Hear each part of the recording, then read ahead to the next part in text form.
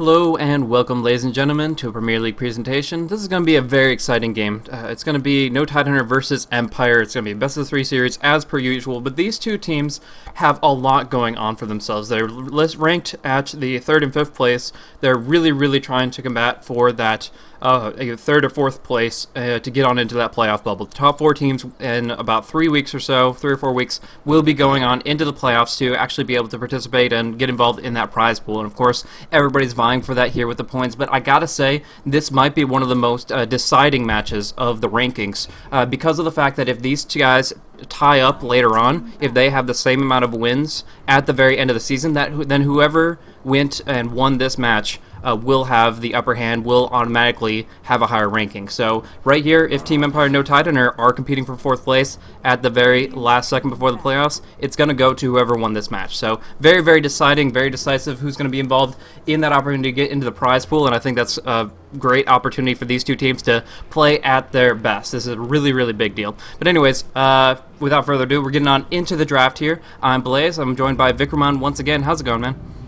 It's going great. I'm really excited about this game. As you mentioned, there's sort of a clinch for the top playoff spots. We're in about the last, I think, 3-ish weeks of the regular season, and so both these teams, No Tidehunter have a little more time, but both teams sort of don't have that many more games to play with, so they really want to win them out, and especially this is one of the most challenging games remaining on the schedule for both of these teams. So I'm definitely excited to watch it. I wanted to sort of point out some things that we might be looking for in the draft.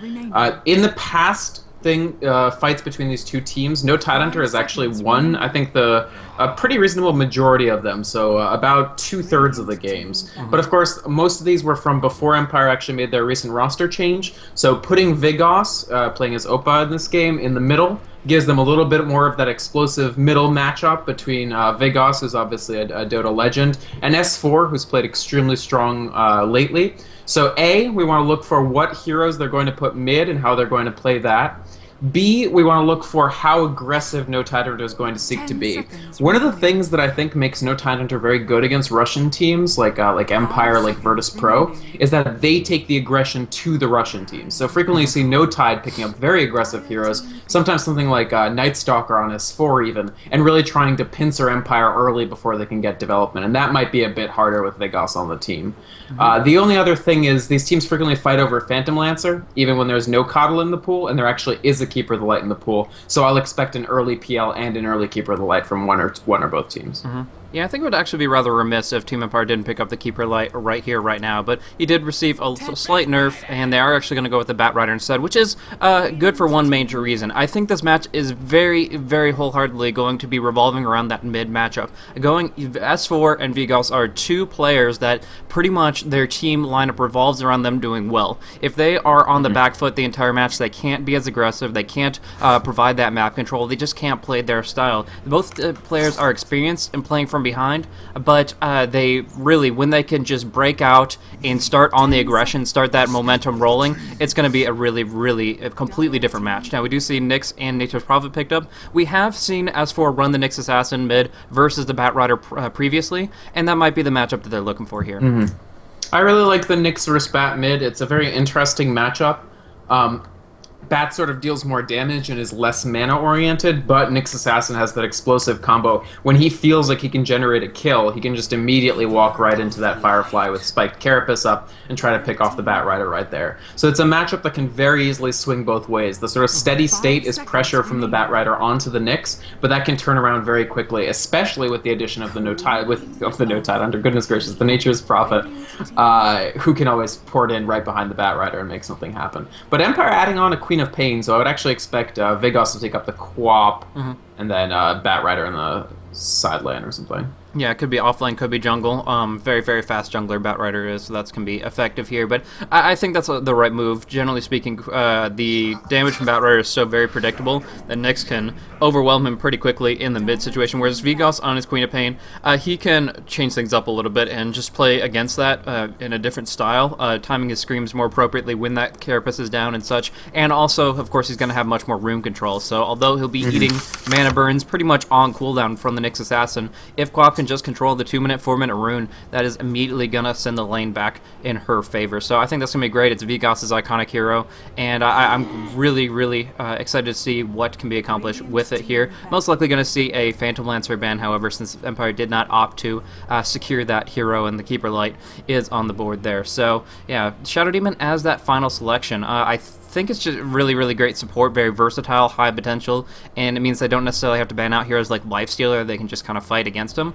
But in general, I really, really think that what we're going to be looking for is a lot of aggression from No Tide Hunter. They're not going to be playing a hyper-defensive carry or anything. They want the Nyx to start steamrolling. They want the Nature's Prophet to be able to benefit from being pretty much everywhere at once with that teleport spell, and they want to go on the aggression with a very, very active carry.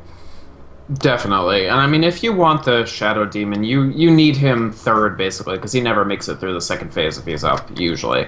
He's a very strong support. What I'm interested in seeing is now that Empire are actually running the Quap mid, most likely, although, keep in mind, there's the option of sideline solo Queen of Pain. We've been seeing it more lately. So they have this option where they could run the Bat mid and the Quap side, or they could run the Quap mid and the Bat side. So it's always good early on in a draft to have those options, to leave what your lanes are open so that the other team has a little bit more difficulty figuring out where you're still looking to fill things in. So that's part of what they're doing here. And of course, No Tide do have the option of Nyx mid, especially if it's up against the Bat Rider, or if they expect the Queen of Pain to be mid, they could take up a different mid, depending on what they want. Even something like if they do want to go for the Night Stalker. Yeah.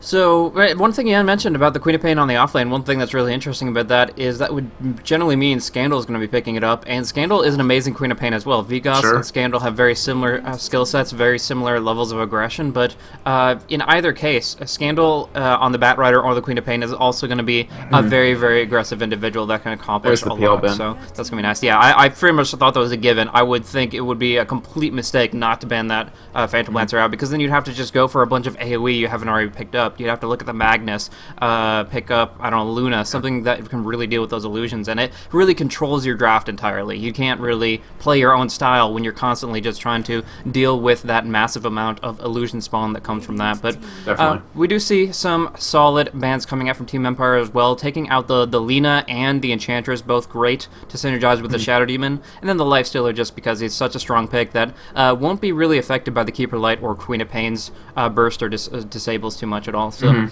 that's going to be just a nice move to make sure that they have kind of a clean slate moving on into the remainder of the draft. Both of the teams, generally speaking, vying for a lot of carry action because, of course, there are so many banned out right now.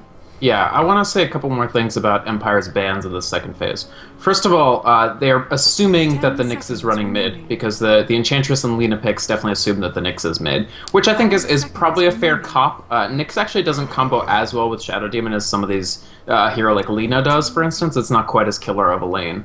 So these bans, also the Lina ban is targeted at Ake, who's been playing a lot of Lina lately in various matchups, and he's been very, very, very good with it. Honestly, his Lina's great. He runs the Arcana cosmetic, which makes it even more fun to watch. So that $35 is definitely paying off for those of us who are viewing. And then this last ban, the Lifestealer, I'm not quite as certain about. It makes sense that Empire would ban it rather than pick it, just because there's a Shadow Demon on the board. But it's really tough banning against Loda, just because he doesn't seem to care what carry he plays. Or he cares, but the carries he cares about are stuff like Sniper and Alchemist and what's the other one? PA. Sure. And you're not going to ban a PA. That's not going to happen. It just doesn't make too much sense. Yeah, there's an interesting diversity there. All the team players individually have a lot of potential in just their variants of play. They have their own unique styles. I mean, these guys have a lot of history. Loda versus Vigos, that's a matchup that's been seen time and time again throughout the past second half of the decade. It's just like they've been at it over and over and over, and we're going to see something unique coming out for this fifth pick. I'm curious to see if they might have Spectre in mind. I mean, obviously they don't have a Warlock to back it up, but they do have some really, really powerful supports with the Shadow Demon Rubik, and we did see No Tide Hunter pick it once. Another pocket pick that they love to run is that Rikimaru, so a couple of those come to mind immediately. And in my opinion right here, I would definitely think the Riki would be very strong, because I already mentioned they want to go aggressive and play gank-oriented, as well the silence from the smoke cloud would be very promising against almost all of Team Empire's heroes. Ricky would be an interesting choice. We usually see him when they already draft Wisp, because No True, Tide really likes true. that Ricky Wisp combo, especially if the CK is taken out.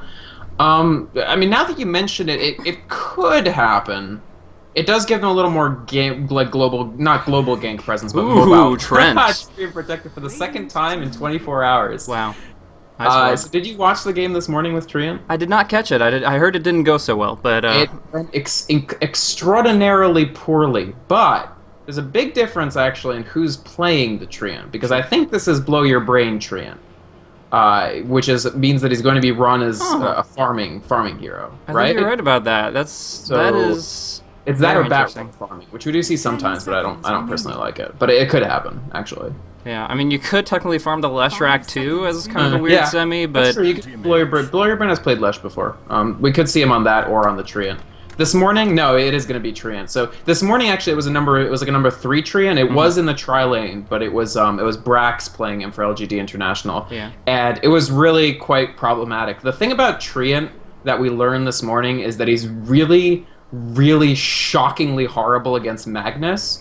But luckily, there's no Magnus in this game, so maybe he'll be a little bit better. Yeah, presumably, but we'll have to see. Obviously, they have something in mind. They're not just copying the Chinese scene the second that they see a trend starting. But hey, if he does get some traction, that'll be cool to see him a little bit more active. Okay. Right now, just having some fun with the living armor. But the big thing to remember about this guy, since a lot of viewers haven't seen him in competitive, is his massive amount of base damage. He starts off, has a range of 84 to 92 attack damage. That is, I mean, insane. Just by itself, and then adding in some stats, setting him up in this tri lane, they can put some pressure out really early on the Anti-Mage. Right. So the things to think about for Treant are he's I've heard him described as a reverse carry. Which I don't think is an entirely fair cop, because his skilling isn't that bad. His strength gain is quite good. It's 3.3 per level. If you get him movement speed and attack speed, he can actually beat down decently, but obviously not even in the realm of your anti-mages of the world, which is what they have gone for Loda, which I'm not terribly surprised with. Treant early on has a number of things that make him very, very difficult to lane against. One is, as you mentioned, that base damage. It's a lot of damage if he actually hits a hero, but the bigger thing is that he's able to pretty easily deny creep farm to the opposing carry, just because he usually deals about twice the damage they do. His animation's worse, but he can start swinging like an hour early, and when his attack actually lands, that's the creep down from half HP to no HP. Yeah. So that's one thing, and the other thing is living armor, because what living armor means is that you don't just win your lane, you have a very good chance of winning the opposite lane solo. Sure. Yeah, I mean, just because the heal lets that player be much, much more aggressive and actually cop a lot of damage and trade off, and that's very, very good. The problem is none of these things really scale, and you have to figure out how to scale him into that point. Yeah, I mean, rushing a Radiance can be promising as far as just doing some overwhelming damage, but it's not going to be the end-all, be-all one way or another. The lanes are getting pretty interesting. We see this Nyx matchup in mid. That was pretty standard, what we kind of expected, but based on the fact that there is that aggressive tri-lane down on bottom, they're actually going to send a Anti-Mage responsibly up top. I think this is a good move. It means Loda doesn't have to pick up a Quelling Blade immediately, and he'll still find some fine CS here. As far as the offlaners, Vigos is going to be on that Queen of Pain solo top, actually getting smoked in by, invised in by Ake, so going to follow this up with a disruption after that blink. No, just going for some big right clicks to force him back, pop off that salve immediately. We do see a rotation from the Keeper of the Light, as we're going to be heading up there. Godblack just feels he needs to be in a place where he can deal a lot of damage with that Illuminate, and that place is, of course, on the top lane. Scandal taking a lot of damage on mid, kind of intentional because he's trading back and forth with S4, but it's going to be reliant on this next 2-minute rune. Whoever gets 2 sets of bottles is going to be a really, really big deal. Ooh, if he had actually popped that Spiked Carapace, smart play by Scandal, because if he had popped that Spiked Carapace, he'd been in a ton of trouble. He was only like 3 auto attacks away. I like the rotation from Empire. I actually kind of think they got outsmarted early. The trees from, who's on Prophet? Bulldog, actually scouted out that Empire were probably sending this aggressive tri-lane, and No Tide, who were about to send a tri-lane safe lane, rotated everybody to the top. So A, that puts a ton of pressure on Vigos, he won't be able to get early farm. B, Loda not having to face up against that Treant damage is very, very substantial, because it means he will get that farm. And Empire weren't ready for that rotation. They had the option of also rotating over, and they didn't. They kept Vigos up here, and that means that he's had a slow start until they rotated these other 2 supports over. Yeah. One thing I want to hit on real quick is S4's farm. He has gotten one friggin' CS as a Nyx in mid. He has no bottle, and Scandal is going to be able to just completely get this uncontested bottom rune. Illusion picked up there. The rune, not so big of a deal. The refresh of the bottle, very, very essential. Loda doing some damage up on the top here. Because the Shadow Demon's on his side, he's happy to skill Mana Break, but he does take a big split Earth. That's just going to force him back for the moment. Ake actually in a terrible spot. The Illuminate to come on through. This might be first blood. It indeed is. And Loda gets clipped off by it too. So with the blink and the scream, a couple more right clicks, and Loda might be the second. He is. And that is 2 kills on the board for Empire, and just really not respecting the potential of that Keeper of the Light. And the Shadow Strike, of course, just keeping them in the area so that they can dish out a ton of damage on mid. Scandal doing a lot of damage to S4. Does have Carapace, though, and Scandal will have to fall back, actually taking a ton of damage from that tower, dropping down to only 100 HP himself. Definitely a little bit. That's the challenge with Batrider, is you always want to get really, really hype, and then you just dive a little bit too far, and it's like 4 tower hits, and you're just like, God damn it.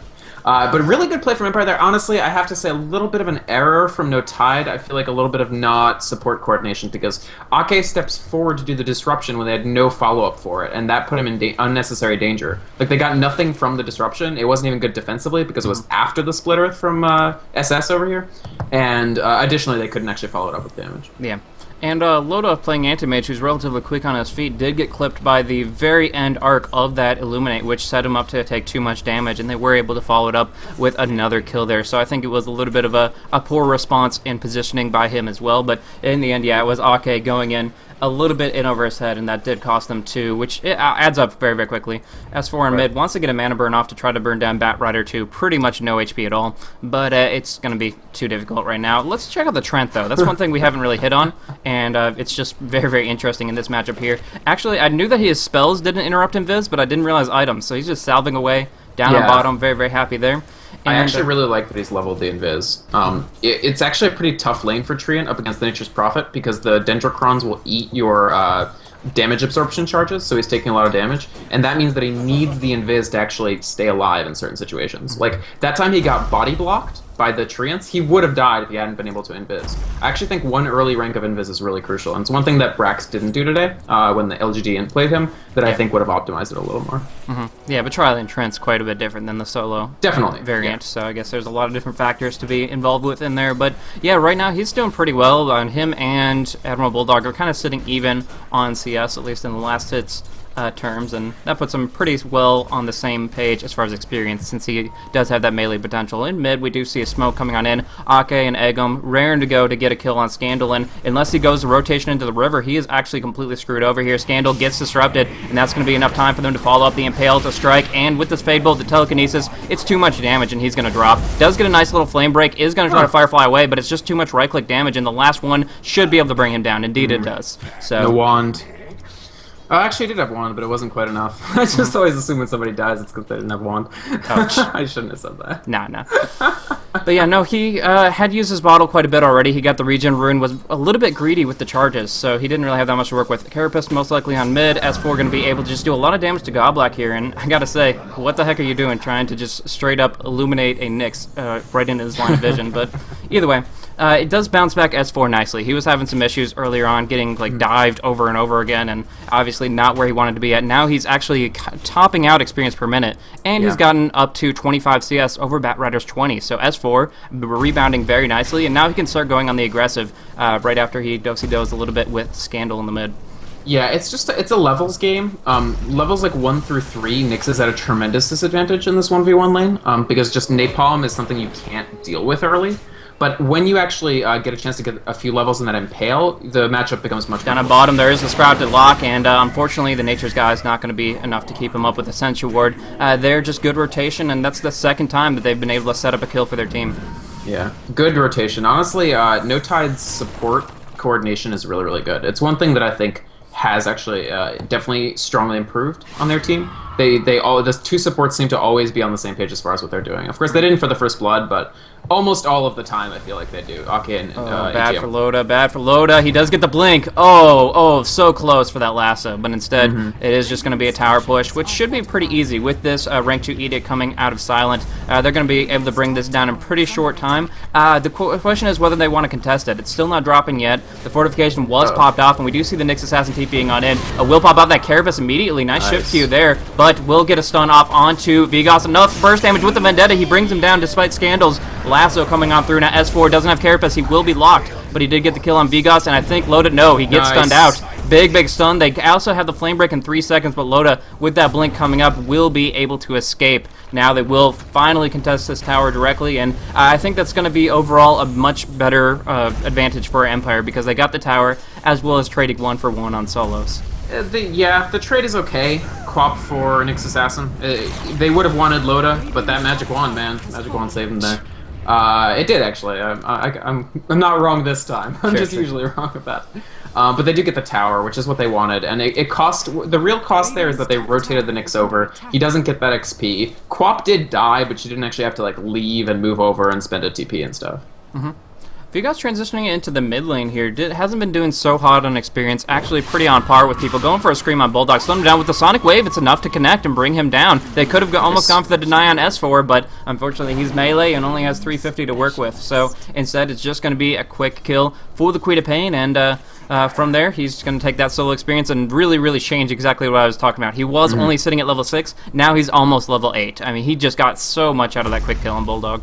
Absolutely. Vigos, he had a tough lane early, especially in about the first 2 minutes before Empire rotated, but he's starting to become a force in the game. And right now, 2-1-2, he's been part of every single kill that Empire have actually gotten, whereas, Nyx Assassin has been part of 2 of 3, but he has 1 death and no kills. So S4, who we said No Tide were going to be relying upon to generate the plays, has not been doing it so far. Yeah. He was able to get an assist or something along those lines when they transitioned to help him out directly, but I mean, it's not based on his contribution directly. It's mostly based on what the supports have been able to accomplish. So he really needs to kind of make himself the big threat and the terror here, based on the fact that it is a Nyx. It is a very gank-oriented hero, but right now we just don't see that out of him, as he's mostly been kind of sitting on the mid lane for an extended period of time, while we see aggressive roaming coming out of Empire. Here we see Vigos going to do some action onto Loda. It's not going to be enough to bring him down, I don't believe, but it is going to be just quite a bit of harassment to frustrate him and force him to fall back. Nice scream to follow. They're actually going to go for it with the Sonic Wave. He is going to Magic Stick away, and I think at the very least he can TP, but either way, the disruption up top, yeah, it's going to be enough damage on Vigos to bring him down before the blink can come through. Wrath of Nature to secure that kill, but the lasso comes out onto Ake from Scandal. Now they get the steal. Interesting pickup for Egum. No, it's going to be the Napalm, and Ake is going to fall in the end. So tempted to Demonic Purge him, but it's just to no avail. Scandal going to be able to TP on out, as we did see Loda do the same. Yeah, again, that's good support coordination from No Tide. That's been the story of why No Tide are in this game and not doing all that poorly, is the support coordination. Vigos with one more auto would have trivially killed Loda, but the supports were there at the exact correct time, even with only decent vision of that area to sort of get over, make sure that they could protect him and actually get a kill on the Queen of Pain. So good play there. Yeah. But Empire, I think, are done with Mechanism. So that's quite a bit ahead of where No Tide are. Yeah, that's a lot of farm on Blue Brain. I mean, that's kind of obvious since he is their carry player with 110 plus damage, but yeah, sitting at 115 damage for a carry player, it shouldn't be too difficult, but nevertheless, been focusing it, farming it, and now he has that fully available, so that is extremely good for them. They can just start pushing pretty hardcore. They got the Lash Rack, they have rank 3 Edict, they have the Keeper Light Illuminate, they have the Treant Protector and that Mechanism. I honestly don't know if No Tide Hunter has a counter push to deal with this whatsoever. To be fair, this is what Empire have to do. If you're gonna say, okay, we're gonna get our Treant farm, but he's gonna make Mechanism, I support it. I think it's a good idea, but Silent isn't going to be like a huge Lashrak anytime soon, so they have to push. They have to be on the aggressive. Otherwise, sooner or later, Anti-Mage is going to get too big to deal with. Now we do see Egum and Ake coming in to try to flank the gank up here. They actually lose the smoke. They get the disruption onto Silent, but it's going to be too far away to get that telekinesis up. The Demonic Purge helping out with the damage, but the Magic Stick doing a lot. There is a nice ultimate from the Treant, but it's not going to be enough to save Silent. There is big ulti coming from Vigos, Sonic Wave, and the slow here, Egum is going to drop as well. So really great rotation from Empire, and now going down Loda, they do get the lasso, and that is everything that they could possibly want in this team fight. Just a massacre. They pop off the Vendetta to get S4 on out of there, but wow, that was great for Empire. The Treant ulti just bought them time, gave them a little bit more of an opportunity to get on in, and from there Vigos cleaned house. Very nice play from all of them. In the world of what is Treant's ultimate good for, basically, this morning, one of the issues, people sort of say, oh, Treant Assault doesn't do anything, it doesn't do any damage. Well, there are a few things it does do. One huge thing it does, and props to Empire, by the way, for remembering. I mean, Loda does like to play the Anti-Mage. He plays it quite a bit. Trouble for Keeper of the Light here. Yeah, that's going to be very difficult for him. He does get guised up and also gets the living armor, so there's really not too much they can accomplish there. Changing over to Blow Your Brain, and with the Anti-Mage here, I think they actually might be able to bring him down. A lot of damage, and they do have that ultimate from the Anti-Mage to pop it off. Two more right clicks, but he only has rank 1 Blink. He only had rank 1 Blink, and Blow Your Brain walks away down on the southern end. There is going to be the Queen of Pain doing a lot to egg him, but he did get Nature's Guise. No, they get the Scream anyways. Block him in. Nice play there. Ake dropping low. Can he juke? Can he get outside of vision, or he's going to get dropped down? No. Yeah, Vigos coming in with that Blink, and nice Flame Break. It does proc the Carapace, but pulls S4 right back into the fire, and that's too much for him to handle. He will get rocked. And that is an ultra kill for Vigos right here. Just very smoothly cleaning things up. Every little bit was perfect. I gotta say, Empire are completely on point in this game 1. I mean, the action over here in this position, knowing that Eggum had Nature's Guise and just blocking him in because he couldn't chew through trees, and following that up with an ultra kill for the Queen of Pain. Holy crap, Empire is doing so well in these engagements. Absolutely. There are a number of notes from... That engagement was just so pristine. There was so much stuff that went right. No Tide weren't ready for the Nature's Guise. They were ready when they solo ganked Treant, because they remembered, obviously, Treant can go invis. But this time, they brought no detection for the fact that Treant can make anybody else invisible. And so the Keeper of the Light, Goblak, completely saved in that fight. Yeah. Secondly, there was the luckiest, and Bulldog has to be pretty salty about this, because he's standing, like, below the tree line, and Eggum is above the tree line, and one Scream of Pain killed both of them. Like, it was the longest range Scream of Pain, in a while. Yeah, I actually didn't catch that was a double Scream, but man, that's really good for them. The defensive disruption on S4 will keep him up here, but Ake taking too much damage from Vigos. He's just such a high level, he can do whatever he wants. They get the ulti from Treant again. Eggum doing some good trades with the Queen of Pain, but she will survive because of that mechanism. Nice play there. Gonna try to ulti on out. No, the stun will keep Goblak in place. He will be dropped down, but they did disengage relatively appropriately. S4 got a triple kill, and that was obviously player, but a couple of smooth plays by the Treant allowed them to escape with 2 of their core heroes. Yeah, it could have gone worse for Empire. It didn't. Nobody would say it went well, but first off, every single flame break has been super on point. It's as I said, I think the last time we casted, it's a hard ability to aim, and even pro players don't get the optimal flame break every time. But Scandal, this game, every time he's leading by the exact right amount to push the person in the direction he wants them to go, which is fantastic for Empire. And just in general, I think Empire are properly taking advantage of the Treant. I mean, they're using all of his abilities to what they basically are used for. The only issue is, I mean, they gotta try to end the game sooner or later. Yeah. This AM, he's gonna have a very slow Battle Fury, because they got put into fights so early due to that sort of reverse carry plus pushing lineup that he went Power Treads and Poor Man's Shield before anything, and like Wand before anything else. And these days, Anti-Mages barely go tier 1 boots before their Battle Fury, so it's significant that Loda felt that he had to do all that. Yeah. But he will get that Battle Fury. It might be at 21 minutes or something, but it's going to happen. And once he starts accumulating items, it's going to be difficult for this reverse carry lineup to do much. Yeah. Do you think he should still... I mean, he has a late game with or without a Battle Fury. Do you think it's really that essential for him to pick it up here? In this situation, Anti-Mage, I mean, he can play really nicely as a split push and thwart what Empire has going on, but a simple transition up from the Keeper of Light can counter push that out nicely. I do not doubt that Anti-Mage can pick up the Battle Fury to increase his farm substantially, but they seem to be so under pressure that I'm not sure he'll get the opportunity. Right. I'm glad you brought that up, actually, because in Loda's position, I don't think I would. I'm horrible at video games, but strategically, let me talk about why I don't think Battle Fury is necessarily the optimal. It will get him amazing farm, but there's a huge problem with it. Battle Fury is all well and good, but in a fight, if Treant overgrowths you, you can't attack, you can't blink. So he might want something like a Manta first, because I'm pretty sure you can Manta out of it. Okay, yeah, you can Manta out of it. S4 pulled on in. They have the detection up with that Sentry Ward in mid. Very great placement coming out of Goblak, and they're able to get an easy pick off. And this is huge. This automatically means the tier 2 tower. And although Anti-Mage will find some farm up on the top lane, he'll only be able to do a little bit of damage from the tier 2 before either having to fall back to defend tier 3s or to just back away because Empire will be defending. They're actually transitioning over with a smoke, looking for Admiral Bulldog down on bottom, but it's a long road to get down there. Or they could Rosh, yeah, you're right about that. I don't know. I mean, No, he's pushing I their don't tier know. 1. He's got to do... They kind of feel like they need to do something. As far as Roche, the Leshrac has some great spells to lock him down, but I don't feel anybody other than him and the Treant Protector add that much to the Roche fight. They don't have much armor reduction, I guess is what you mean, which is definitely true. And they kind of lack a big source of damage, so if Empire go for Roche, it's going to be a fairly slow slog. They'll be able to survive, like the Treant Leech Seed will give them plenty of health, but yeah, it'll be slow. Yeah. So I think they just felt they didn't have the time, because NTH does have everybody up. No vision, though. An interesting ward spots in this game. Very, very aggressive from Empire, just the boundaries of this sort of jungle area. Yeah.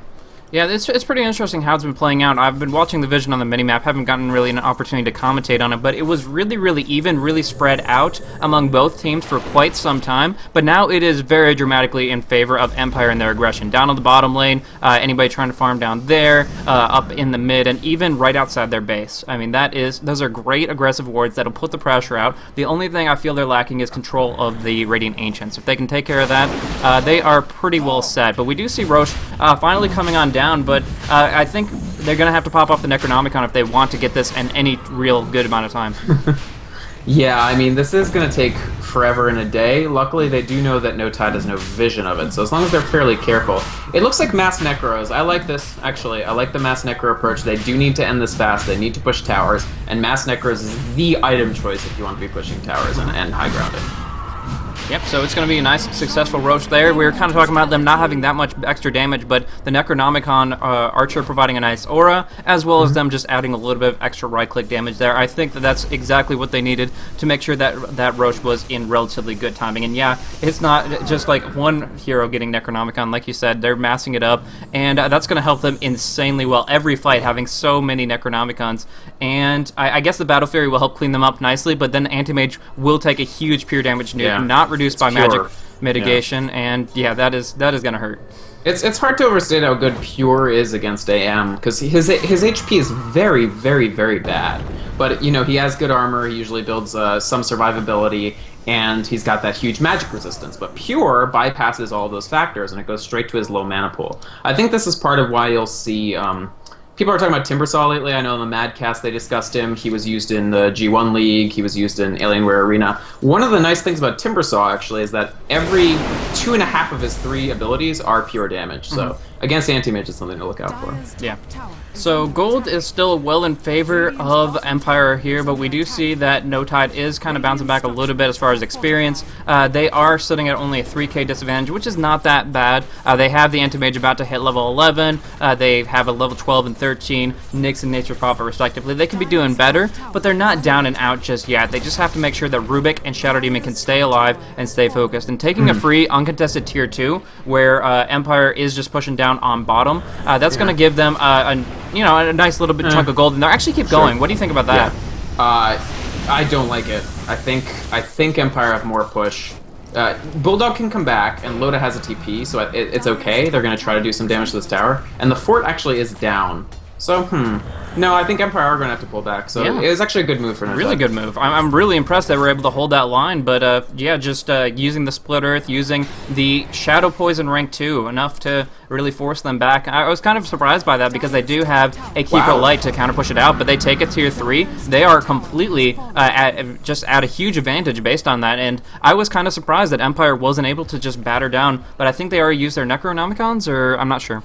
They put their Necros up. Keeper of the Light... The thing is, Treant actually hasn't delivered his off the Courier, and neither did Keeper of the Light until just now. So they only had Vigos' Necro, which is a Necro 3, to be fair, but one Necro, you want more. You always want more Necros if you're doing this mass Necro push strat. And consequently, they didn't have nearly enough push damage, especially because there were just enough mobs that the Leshrac Edict couldn't actually hit for its full value against the tower. That was a big factor, too. So actually, that's a major loss for Empire, because they're going to have to... Anti-Mage is a great counter pusher, especially now that he's done with Manta. Oh, hey, I was right, 21 minutes. And then he's going to move on to... He's going to do... I meant his Battle Fury, but he's going to move on to Manta immediately. and that'll make him very, very fearsome as a counter pusher in concert with this Nature's Prophet. He desperately needs that Mantis style, and I was underestimating Lodo a little bit. I was pretty much thinking he can get the Battle Fairy, and then immediately he'd be subjected to a 5-man push and not really get the opportunity to use it to farm. But right here, we've found that they've created space. They took down the tier 3 up top, so Empire is going to spend a little bit of time dealing with that there. And then, I mean, he's sitting at 102 CS. He's doing really well at this stage when he just now picked up the Battle Fury. So he's going to keep that pressure rolling, stay mobile with now his rank 4 Blink, and I really think that he is going to be able to turn this into a Manta at relatively good timing, which of course negates the crippling effect I was talking about when it comes to not having a combat item and not having a way of getting out of that Treant ulti, like you were saying. Yeah, no, for sure. A way of dealing with once and No Tide can convincingly respond to an Overgrowth cast and not have the huge Queen of Pain combination with that. That's a big source of Empire's damage.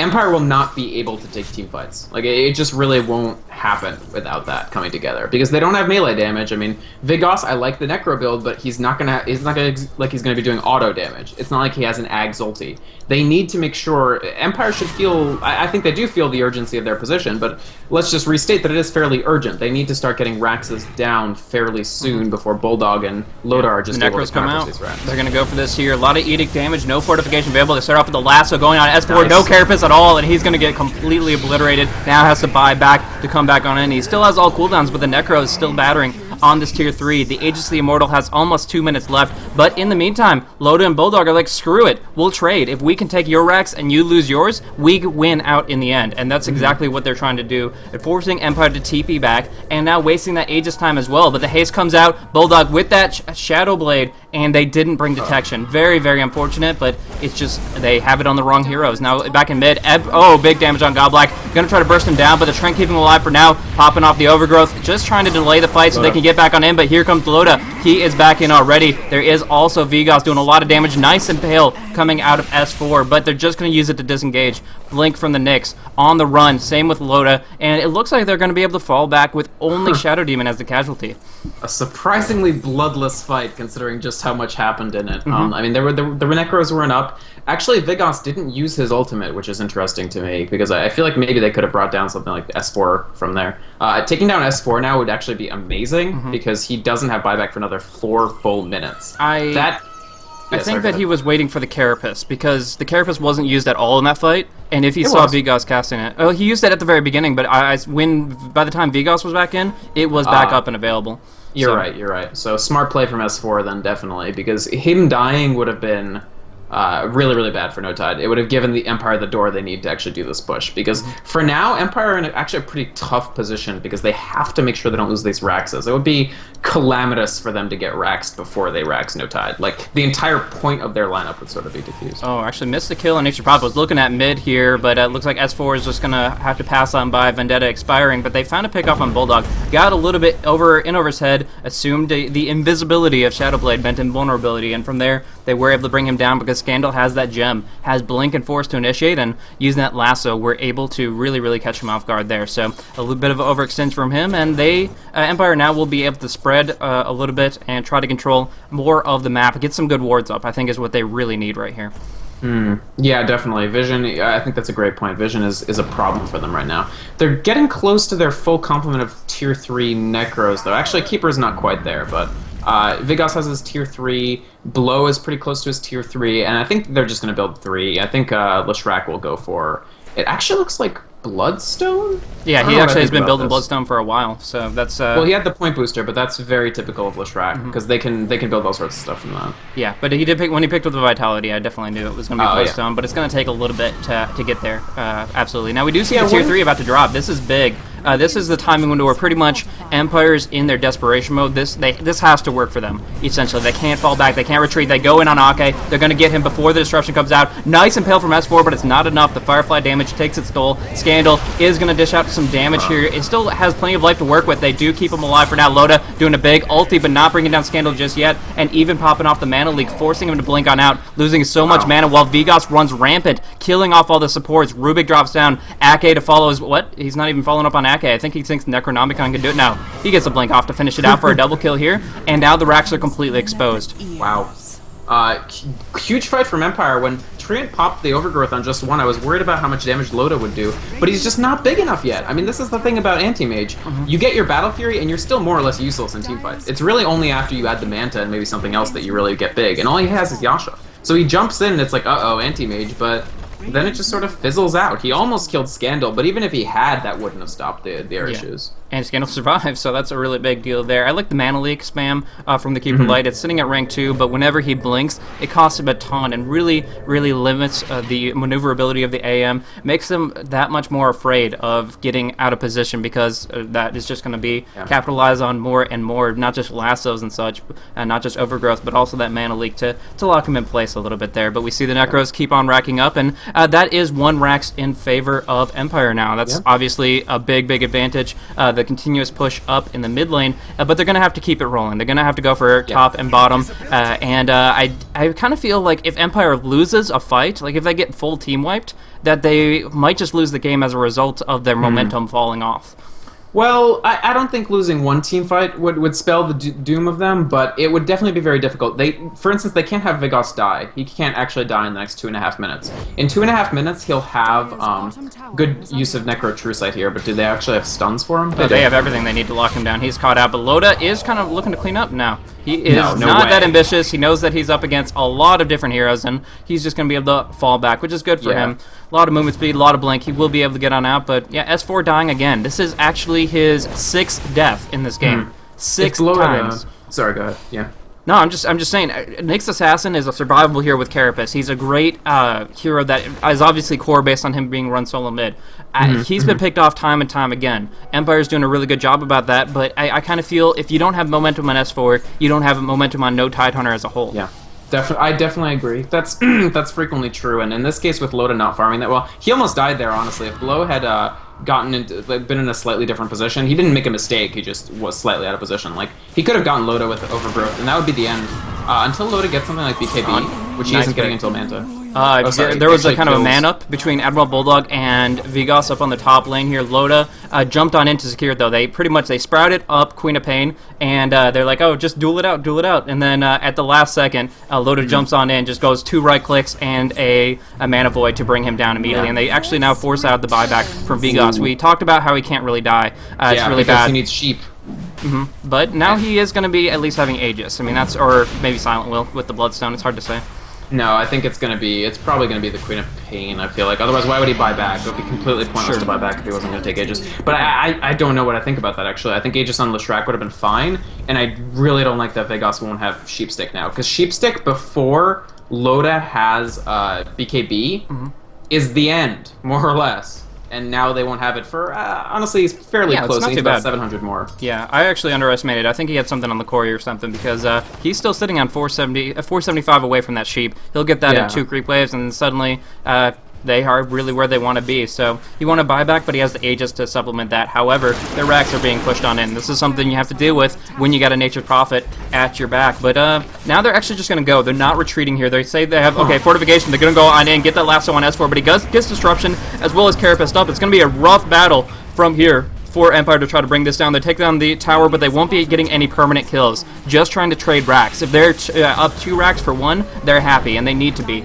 But it's getting that time period where now the racks are gone and teleports are coming back on in. The retreat has to follow up, but the damage is done. They've traded, and in this situation, I think since Empire only has 1 more racks to chew through, I think they're willing to take that trade. The reason they traded is because look at the other lanes. The tier 1s are up. Yeah. So you're really, really, really not worried about Anti-Mage or Nature's Prophet getting 4 outer towers and the rest of your racks down in the time that it takes you to just push down 1 outer racks, 1 outer tower and 1 inner tower. So I think the trade is actually smart from Empire. Don't dither. Like, you need to win. You don't need to not lose. That's a thing that teams sometimes fall into the trap of. They're always like, we need to prevent losing right now. Like, we can't lose these racks. They actually correctly calculated they can lose these racks. They need to just advance their game plan for winning before they can't win due to other reasons. Yeah, I 100% agree. I mean, I think you put it very, very nicely there, and yeah, they're very willing to make those trades. They have the Scythe of Vice on Queen of Pain as a result of the gold they got down on bottom, and they're going to turn this into 1 winning team fight. If they can get 1 winning team fight, that's going to be the game. And right now they still have plenty of advantages in golden experience. They are willing to really just go toe-to-toe. And one great thing about their advantage, now that they're down to the last set of racks, no Tidehunter, Admiral Bulldog, Loda, they're not going to be able to just go and start backdoor trading. They have to defend it. You were talking about how they have to execute their plan and play to win and not worry about not playing to lose. But in this situation, they can't lose, because if they lose the racks, they lose everything. And now Loda in a terrible spot, gets a lot of damage coming in. He will be able to blink out now. That's magic damage coming in, but Admiral Bulldog will be dropped with that scythe. So he gets dropped, and one big thing about that is Bulldog had a scythe of his own, so he has to buy back, and if they lose that for a team fight, they don't have nearly as much utility. Definitely, and Loda's pretty low now. I mean, if they actually try to defend this tier 1, which I think they can, and Loda goes in on this, I think he dies in the ensuing engagement. Yeah, they peel off, so that's smart, honestly. It's very smart of No Tide. But yeah. Continuing that slightly more, pretty much if they try to go for a trade and they end up losing their racks, that's automatically game. They don't have a way to deal with mega creeps, so they were willing to trade one set of racks for one set of racks. No Tidehunter the first time around. And this time around, because they already had a 1 racks advantage, they were willing to take in 2. But now in this third situation, it 100% means if racks start falling, it's going to be entirely in favor of Empire, and they're going for tier 4. You think? They can just transition. No, they can't. No, they can't. They cannot. They have to go in now. They're going for Ake. They get the damage on him, but beautiful stun coming out of S4. Follow up with the Overgrowth. They're going to bring him down. There is an Eggum Steel on the Scream. Not going to be enough here. They lose 2. They get the buybacks coming on out for the Shadow Demon. Gets a Purge off on Silent, but here is Vigos doing so much damage. It's all on Loda. He gets a Sonic Wave on the left track, brings him down, but gets sheeped up instead. Defensive Disruption. Nice play there. Admiral Bulldog gets a sheep off onto Vigos. Going to burn him down, and he has no mana. He is going to get wrecked just a little bit more from Loda, but he is napalmed up. One more blink from Vigos, using his mana magic stick very, very nicely, but now he finally drops. Aegis down, but the tier 4s are taking damage. Already 1 down, looking for the second one, and I think this might be it. This is only 3 going up against 5. They have to hold the line here, and they can't. Too much damage on Loda. He's all by himself. 1 versus 5, and he gets dropped. This is going to be it. It's down to the Ancient. I mean, Loda, he doesn't have the damage, honestly. And he has Manta, but it doesn't matter because Blow isn't even bothering. He bought back in. Mad Bulldog gets lassoed on up. Short enough cooldown to bring down Bulldog once more. And yeah, this is looking worse and worse the last few seconds. Coming in on this Aegis, too much damage. Vigos sheeps up on Loda. There is a nice mana burn. Nice stun. Oh, triple stun coming out. Big damage from S4. Also a Carapace. Perfect play by him. And Goblik's going to take a lot of damage here, but Loda doesn't have enough. He's just too squishy, and S4 can't hold it himself. Single man Overgrowth, because why the heck not? Doesn't matter, yeah. Necronomicon's about to come back up, and that seals their fate. Amazing. What a game, right? Empire coming in. We talk about gimmick lineups, sometimes absolutely 100% a gimmick lineup, but one that worked great. At the exact timings that they needed to hit, they did the right thing at every time, and God bless, I'm so happy that this happened, and it happened today, because the good name of Roof Trell and the Treant Protector was being slandered all across the internet today after this morning's game, and Empire deciding to, at the exact same day, step up and show us how Roof Trell and the Treant Protector is meant to be played at a professional level. And honestly, I basically pitched perfect. Yeah.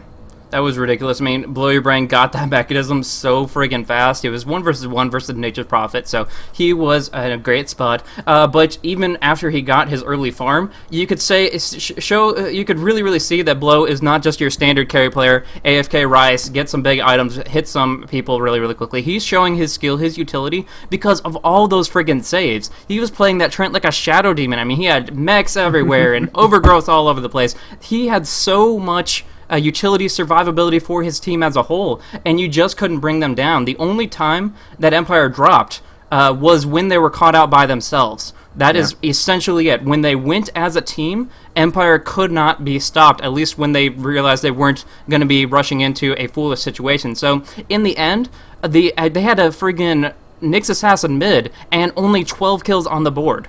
I mean, they only got 12 kills because the Trent would not let anybody fall. Everybody went as a group, as a team, and won as a team. And every single skirmish from beginning to end just really showed how strong Empire can be.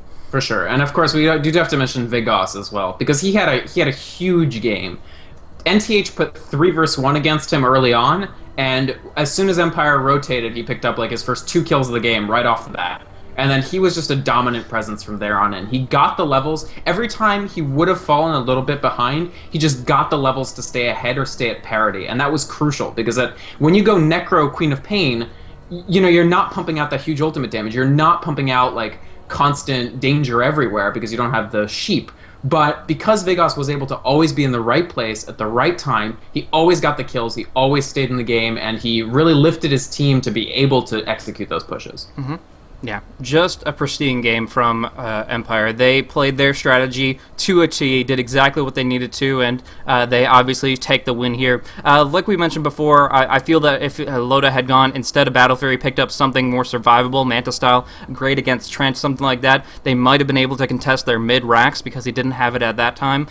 So there's different things that you can consider to try to survive against that, but in this case, they couldn't hold the line. Loda got just dropped down every single time they win in 5v5 because Anti-Mage isn't the best 5v5, and with that item build up, only 34 minutes of the game, you can't expect him to just carry the game in that scenario. So a couple other things that I feel No Tighter could have done differently is Eggum getting some better steals off. He got a couple of them here and there, cute guys, a scream, whatever, but nothing giant. No giant sonic waves, no overgrowth, maybe a lasso once, whatever. It just it didn't add up very quickly, so I liked Ake's play, but losing the tri lane a little, or losing, up top it was tri versus tri later on, and Ake kind of set them up a little bit for disaster in that sense, with a 2-0 swing starting off for Empire, and that momentum never stopped. That shifted forward, and from there, Treant picked up the mech, and they just went to town. So really nice play, really nice game. This was game 1 of this best of 3 series, so we're going to be going on into